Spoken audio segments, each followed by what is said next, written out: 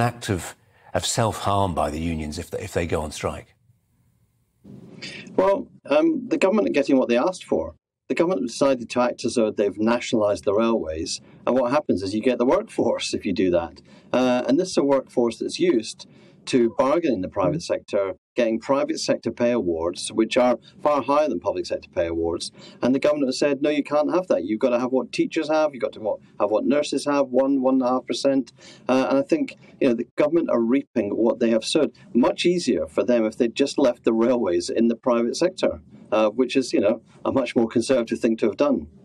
I mean, government ministers will always say, now's not the time, guys. But when you've got supply chains that have been shown to be quite fragile during lockdown, and you've got people warning that freight trains bearing the staple necessities of life might be severely disrupted with all the knock-on effects to supermarket shelves, we all remember how that looks from lockdown, then they've probably got a point. This isn't a great time to be doing this.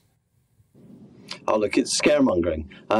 Most of our food is supplied on lorries. Very little of our transport to work outside of London is done on trains. And as we learned during the pandemic, people can just work from home. The people who use railways to get to work, the commuters, they're middle class. They can work from home.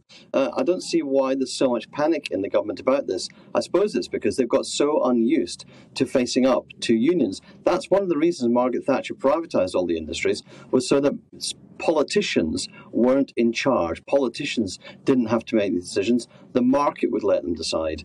And the issue is, we'll be really clear. If the government just said, everybody should work from home during the period of the rail strike, they could neuter the effect of the rail strike.